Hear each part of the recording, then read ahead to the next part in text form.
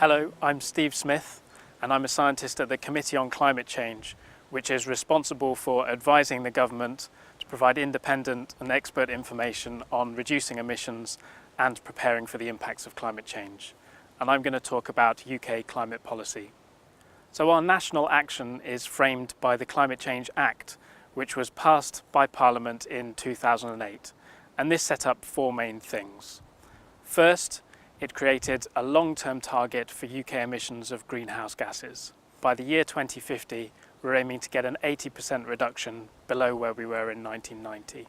Second, it set up a series of 5-year carbon budgets. These are caps on emissions designed to get us down to 2050. And these have been agreed and set into law out to the year 2027 so far. Third, it called for a climate change risk assessment to be carried out every 5 years and for a national adaptation plan to address those risks.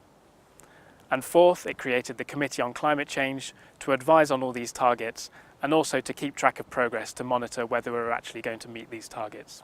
So what role does climate science play in guiding our climate policy? Well, clearly it's one of the key sources of evidence. The science tells us what impacts we can expect as the world warms, and also if we want to avoid a certain level of warming, the science tells us where we need to cap global emissions to be confident of avoiding that. But science never tells us what we ought to be doing. So setting targets is a value judgment. On the one hand, we want to avoid climate damage, but on the other hand, we want to continue providing for our needs, things like heating, lighting, food and travel, which at the moment involve emitting these greenhouse gases. So that's why economics and other factors like fuel poverty, energy security also play a big role. Now overall, our 2050 target is designed to be part of a global contribution so that we keep a reasonable chance of staying below the 2-degree limit that's been internationally agreed, and also so that we can really minimise the chance of hitting 4 degrees by the end of this century. Achieving the 80% cut by 2050 will be a challenge. As you can see from this chart, emissions currently come from right across the economy, and we're going to need action across the board in order to get there. But there are many things we can do, and we'll learn more as we go along. In a nutshell, here are the main things that we need to do. First, we can become much more efficient in the way we use our energy. That means insulating our buildings, using more energy efficient appliances and lighting such as LED light bulbs, and also using more efficient cars and industrial processes. Second, we can decarbonise our sources of electricity through a mix of renewables, nuclear power and also carbon capture and storage in future. Third, we can then roll out that low carbon electricity to decarbonise other sectors, especially transportation and heat. And fourth, there may be a role for some sustainable bioenergy as well, particularly in other areas where we can't find an alternative low carbon solution at the moment, such as aviation. We estimate that all this should cost no more than about 1% of the UK's economic output. So to put that in context, government expects we'll be about 50% better off by the year 2030 relative to now. So if we spend 1% on mitigation, we'd be 49% better off instead. Now in some of these areas, we're on track to do what's achieved. So for instance, we're rolling out enough wind power to cover us at least till about the year 2020. We're also seeing new cars becoming more efficient at a faster rate than we expected.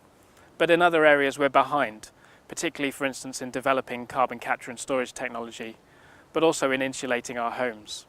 Overall, we think that more effort is going to be needed, especially to meet our targets after 2020, and that's going to need new policies put in place to guide that action now.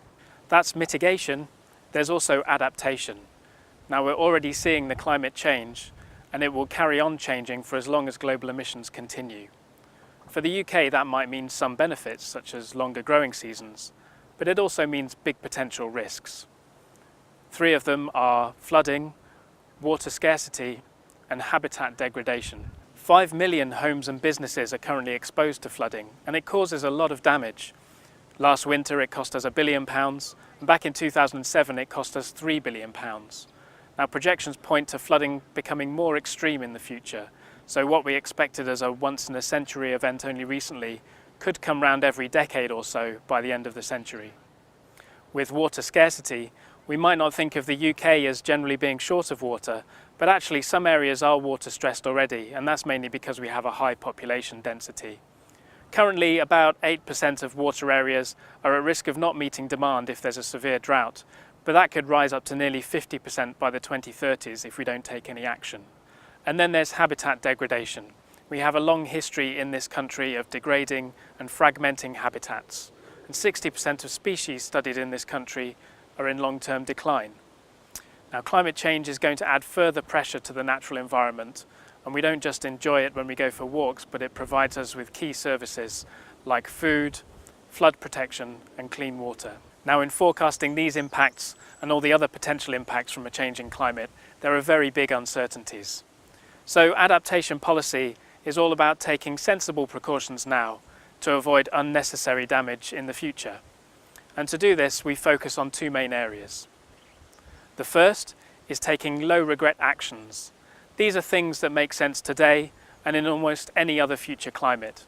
So for instance, using more water efficient appliances at home, like dishwashers, toilets and showers, actually save money now, and they reduce our pressure on a resource that may become more scarce in the future. Second is making sure that climate change is factored into decisions that have long-term consequences. And one of the areas where we find a worrying trend is in building of new houses. So every year we have thousands of planning applications to build new houses in the floodplain. And these are houses that will be around potentially for 100 years or more. And it's not clear currently that they're factoring in the rising risk of flooding. In summary, it is possible to avoid the worst damage from climate change. There are a range of actions we can take in the UK, alongside other countries, both to reduce our emissions and to prepare for the altered weather. We've set a fairly ambitious path, and we've made some progress, but there's still a lot more to do. If you want to find out more, you can visit the CCC website at www.theccc.org.uk.